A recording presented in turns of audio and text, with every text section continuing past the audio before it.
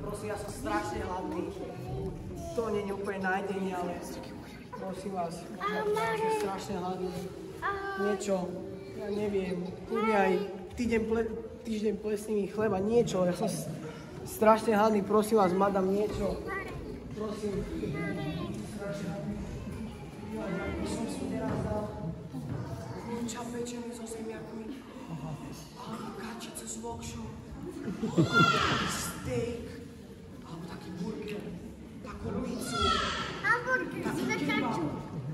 Alebo iba suchý chlieb, ja som strašne hladný, prosím vás. Niečo. On to iba predsieť. To je chleba.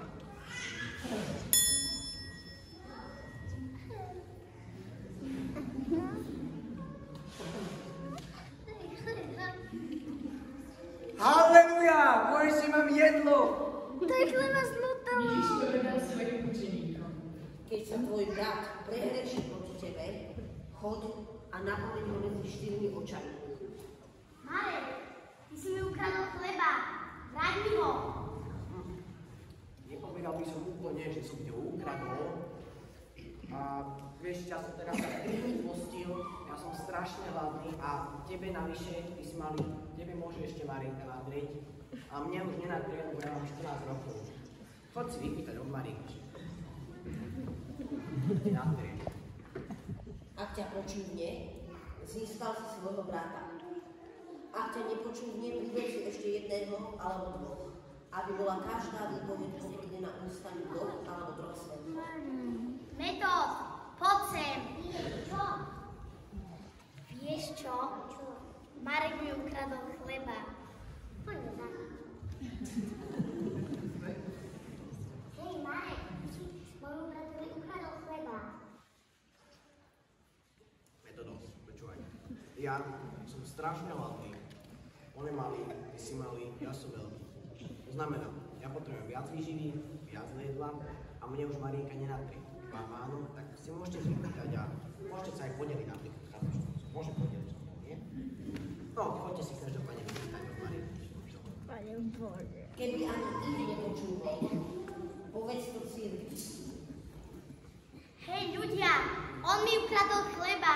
Čo? Čo? Marek, vráť mu chleba.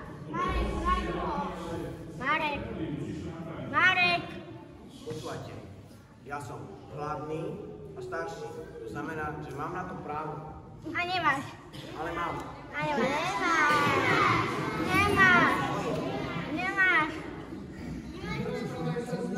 Nemáš na to, Marek. Marek. A keď ja to cirkev nechcel poslúchnuť, nech ti je ako pohán a mýtnik. Veru hovorím vám, čo zviažete na zemi, bude zviazané v nebi. A čo rozviažete na zemi, bude rozviazané v nebi.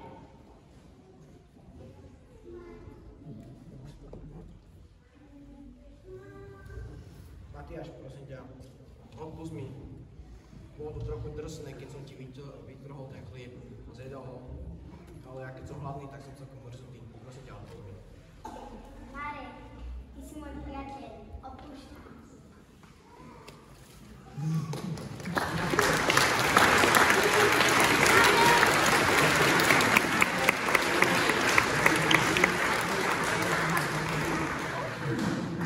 A zase vám hovorím.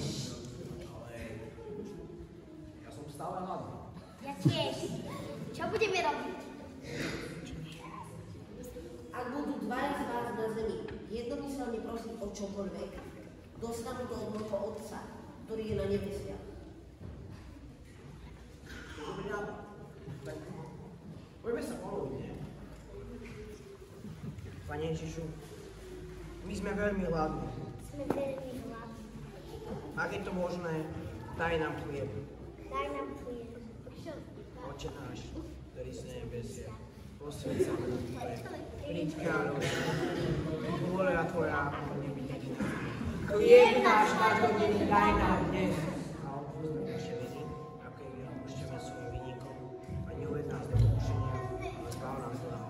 Amen.